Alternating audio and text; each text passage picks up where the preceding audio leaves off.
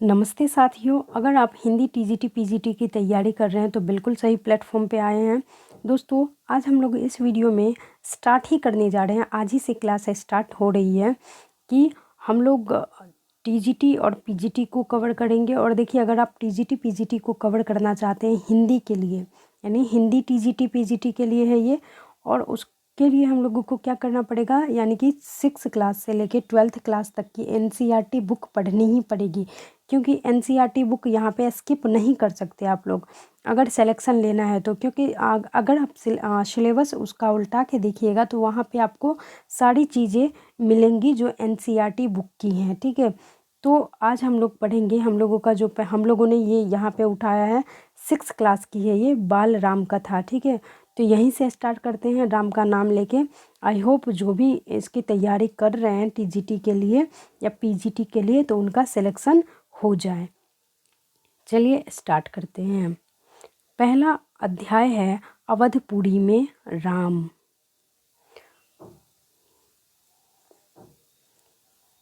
चलिए इसको पढ़ते हैं बारीकी से। देखिए, यह कथा अवध की है और बहुत पुरानी है। अवध में सरयू नदी के किनारे एक अति सुंदर नगर था। ये याद रखिएगा, कहाँ पे अवध में, अवध कहाँ पे कौन सी नदी पे स्थित है, तो सरयू नदी के किनारे स्थित है। और कौन सा नगर है, अवध को ही अयोध्या कहा जाता है। अयोध्या सही अर्थों में दर्शनीय, देखने लायक, भव्यता जैसे उसका दूसरा नाम हो। अयोध्या में केवल राजमहल भव्य नहीं था, उसकी एक एक इमारत आलीशान थी। आम लोगों के घर भव्य थे, सड़कें चौड़ी थी, सुंदर बाग बगीचे से पानी से लबालब भरे हुए थे। लबालब भरे सरोवर, खेतों में लहराती हरियाली, हवा में हिलती फसलें सरयू की लहरों के साथ खेलती थी। अयोध्या हर तरह से संपन्न नगरी थी। संपन्नता कोने कोने अंतर तक बिखरी हुई थी। सभी सुखी समृद्ध, दुख और विपन्नता को अयोध्या का पता ही नहीं था, या उन्हें नगर की सीमा में प्रवेश की कोई अनुमति नहीं थी। पूरा नगर विलक्षण था, अद्भुत और मनोरम था। उसे ऐसा होना ही था। वह कौशल राज्य की राजधानी थी। अयोध्या कहाँ की राजधानी थी, तो कौशल राज्य की राजधानी थी। राजा दशरथ वहीं रहते थे। उनके राज में दुख का भला क्या काम। राजा दशरथ कुशल योद्धा थे और न्यायप्रिय शासक भी थे। महाराज अज के पुत्र थे। दशरथ किनके पुत्र थे, अज के पुत्र थे, ठीक है, याद रखिएगा। अज यानी कि राजा दशरथ के जो पिता थे उनका क्या नाम था, अज था। महाराज रघु के वंशज थे, रघुकुल के उत्तराधिकारी। रघुकुल की रीति नीति का प्रभाव हर जगह दिखाई देता था। सुख समृद्धि से लेकर बात व्यवहार तक लोग मर्यादाओं का पालन करते थे, सदाचारी थे। पवित्रता और शांति हर जगह बनी हुई थी, नगर में भी, लोगों के मन में भी। राजा दशरथ यशस्वी थे, उन्हें किसी चीज़ की कमी नहीं थी। राज सुख था, कमी होने का प्रश्न ही नहीं था। लेकिन उन्हें एक छोटा सा दुख था। छोटा सा दुख ही क्या था, अब देखिए क्या था छोटा सा दुख। वह रह रह कर उभर आता था, उन्हें सालता रहता था। उन्हें कोई संतान नहीं थी। आयु लगातार बढ़ती जा रही थी। उनकी 3 रानियां थीं, कौशल्या, सुमित्रा। कैकेयी। रानियों के मन में भी बस यही दुख था, संतान की कमी। जीवन सूना सूना लगता था। राजा दशरथ से रानियों की बातचीत प्रायः इसी विषय पर आकर रुक जाती थी और राजा दशरथ की चिंता बढ़ती जा रही थी।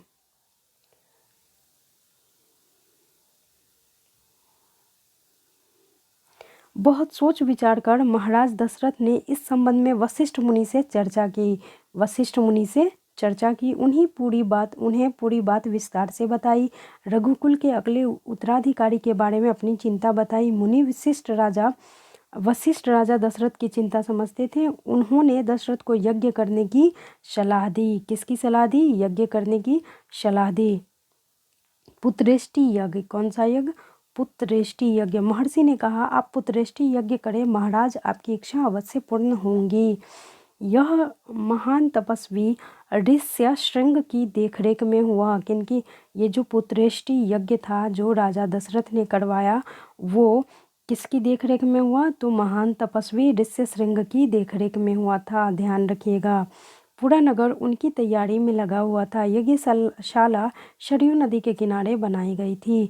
यज्ञ में अनेक राजाओं को निमंत्रित किया गया था। तमाम ऋषि मुनि पधारे थे। शंख ध्वनि मंत्र उच्चार के बीच एक एक कर सबने आहुति डाली। अंतिम आहुति राजा की थी। यज्ञ पूरा हुआ। अग्नि देवता ने महाराज दशरथ को आशीर्वाद दिया। कुछ समय बाद राजा दशरथ की इच्छा पूर्ण हुई। तीनों रानियां पुत्रवती हुई। महारानी कौशल्या ने राम को जन्म दिया चैत्र माह की नवमी के दिन, और इसीलिए दोस्तों उस दिन राम नवमी मनाई जाती है। रानी सुमित्रा के 2 पुत्र हुए, लक्ष्मण और शत्रुघ्न। रानी केकई के पुत्र का नाम भरत रखा गया। राजमहल में खुशी छा गई। नगर में बधाइयाँ बजने लगी। मंगल गीत गाए जाने लगे।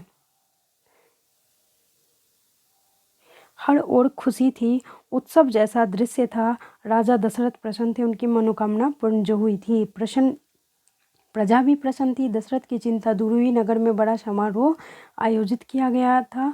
धूमधाम से आयोजन में दूर दूर से लोग आए थे। राजा दशरथ ने सबको सम्मान दिया। उन्हें कपड़े, अनाज और धन देकर विदा किया। चारों कुमार यानी कि राजकुमार धीरे धीरे बड़े हुए। वे बहुत सुंदर थे, सुदर्शन। साथ खेलने निकलते तो लोग उन्हें देखते रह जाते। आंखें उनसे हटती ही नहीं थी। चारों भाइयों में आपस में बहुत प्रेम था। वे अपने बड़े भाई राम की आज्ञा मानते थे। खेल कूद में लक्ष्मण प्रायः राम के साथ ही रहते थे। भरत और शत्रुघ्न की एक अलग जोड़ी थी। और बड़े होने पर राजकुमारों को शिक्षा दीक्षा के लिए भेजा गया। उन्होंने कुशल और अपनी विद्या में दक्ष गुरुजनों से ज्ञान अर्जित किया। शास्त्रों का अध्ययन किया। शस्त्र विद्या सीखी। चारों राजकुमार कुशाग्र बुद्धि के थे। जल्द ही सब विद्याओं में पारंगत हो गए थे। राम इसमें सर्वोपरि थे। उनमें कई अन्य गुण भी थे। विवेक, शालीनता और न्यायप्रियता। राजा दशरथ को राम सबसे अधिक प्रिय थे। ज्येष्ठ पुत्र होने के कारण, इन मानवीय गुणों के कारण भी। राजकुमार कुछ और बड़े हुए, विवाह योग्य। नगर में भी इसकी चर्चा होने लगी। महाराज दशरथ भी ऐसा ही चाहते थे। अपनी संतानों के लिए सुयोग्य वधुएं। परिजनों में चर्चा पहले से ही हो रही थी। बाद में पुरोहित को भी इसमें शामिल कर लिया गया। अयोध्या का राजमहल एक दिन ऐसी ही चर्चा चल रही थी। गहन मंत्रणा चल रही थी उस दिन। तभी एक द्वारपाल घबराया हुआ अंदर आया। उसने सूचना दी कि महर्षि विश्वामित्र पधारे हैं। महाराज दशरथ तत्काल अपना आसन छोड़कर खड़े हो गए। द्वार की ओर बढ़े। महर्षि की आगवानी करने उन्हें लेकर दरबार में आए और विश्वामित्र को ऊंचा आसन दिया। विश्वामित्र कभी स्वयं राजा हुआ करते थे, बहुत बड़े बलशाली। बाद में अपना राजपाट छोड़ दिया और संन्यास ग्रहण उन्होंने कर लिया। जंगल चले गए। वहीं उन्होंने अपना आश्रम बनाया। उसे उन्होंने सिद्ध आश्रम नाम दिया। महर्षि के स्वागत सत्कार के बाद दशरथ ने कहा, महर्षि आज्ञा दे, मैं आपकी क्या सेवा कर सकता हूँ? आप अपने मन की बात कहिए, आपकी आज्ञा पूरी तरह पालन होगी। राजन, मैं जो मांगने आया हूँ उसे देना आपके लिए कठिन होगा। किसने कहा? तो ये विश्वामित्र ने कहा। किनसे कहा? दशरथ से कहा। फिर दशरथ कहते हैं कि आप आज्ञा दीजिए महर्षि, मैं उसे पूरा करने के लिए तत्पर हूँ। बिल्कुल नहीं हिचकूंगा। मैं सिद्धि के लिए एक यज्ञ कर रहा हूँ। मैं मतलब ये कि कौन कह रहे हैं? ये विश्वामित्र कह रहे हैं कि अनुष्ठान लगभग पूर्ण हो गया है, लेकिन 2 राक्षस उसमें बाधा डाल रहे हैं। मैं जानता हूँ कि उन राक्षसों को केवल एक ही व्यक्ति मार सकता है, वह है राम। आप अपने ज्येष्ठ पुत्र को मुझे दे दे ताकि यज्ञ पूरा हो सके। विश्वामित्र ने कहा। दशरथ पर जैसे बिजली गिर पड़ी हो। वह अकचका गए। उन्हें उम्मीद ही नहीं थी कि मुनिवर उनसे राम को मांग लेंगे। उनके ज्येष्ठ पुत्र, उनके सबसे प्रिय दशरथ चिंता में पड़ गए थे। विश्वामित्र दशरथ की दुविधा समझ रहे थे। उन्होंने कहा, मैं राम को केवल कुछ दिनों के लिए मांग रहा हूँ। यज्ञ 10 दिन में संपन्न हो जाएगा। और महाराज दशरथ दुखी हो गए इसी बात पे। पुत्र वियोग की आशंका से कांप उठे। दरबार में सन्नाटा सा छा गया। दशरथ की दशा देखकर मंत्री चिंतित हो गए थे, पर चुप थे। महर्षि वशिष्ठ शांत थे। इतने में दशरथ कांप कर बेहोश हो गए। होश आया तो डर ने उन्हें फिर जकड़ लिया। मूर्छित होकर दोबारा गिर पड़े और संज्ञा शून्य से पड़े रहे। और महर्षि विश्वामित्र का क्रोध क्या हो रहा था, बढ़ता ही जा रहा था।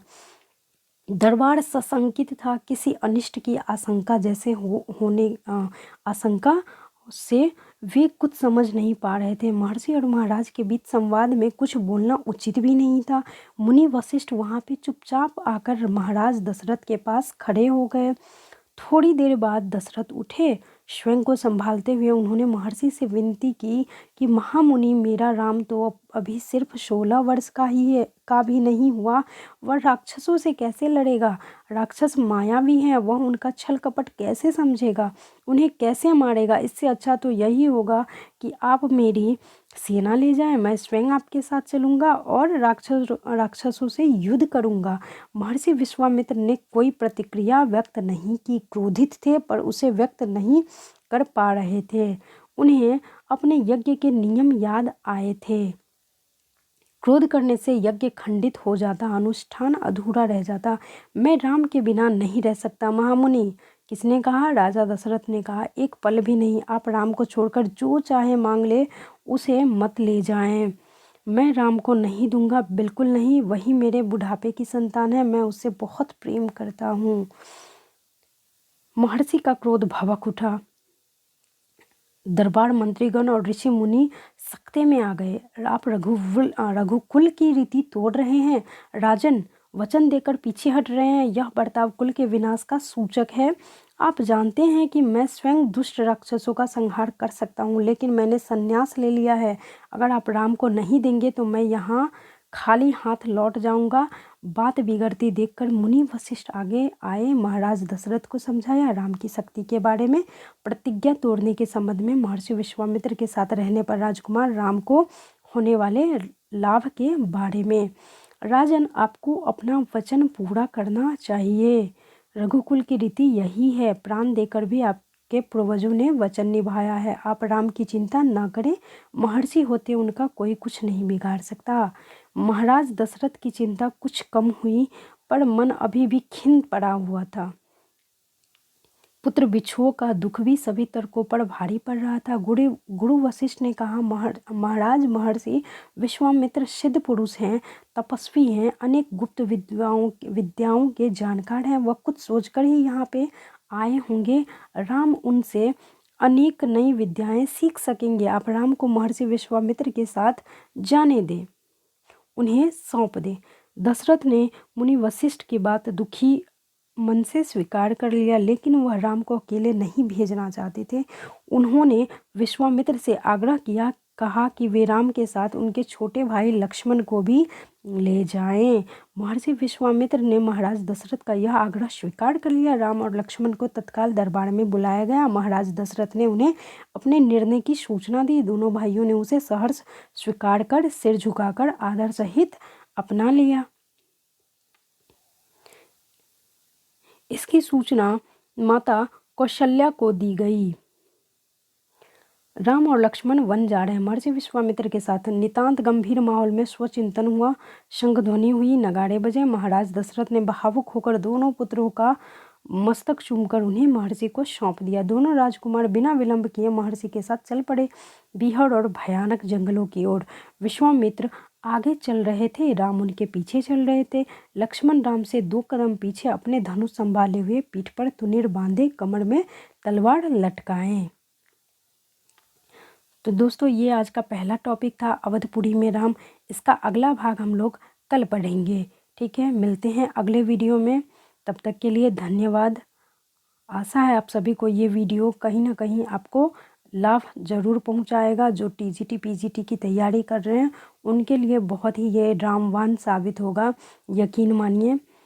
मिलते हैं अगले वीडियो में। मेहनत कीजिए ताकि कामयाबी आपका कदम चूमे, और इसलिए मेहनत नहीं करिए ताकि वो आपका अपना स्वार्थ हो। इसलिए मेहनत करिए ताकि आप परिवार का, समाज का नाम और रुतबा कायम रख सके। ठीक है, मिलते हैं अगले वीडियो में। तब तक के लिए धन्यवाद और ढेर सारी शुभकामनाएं।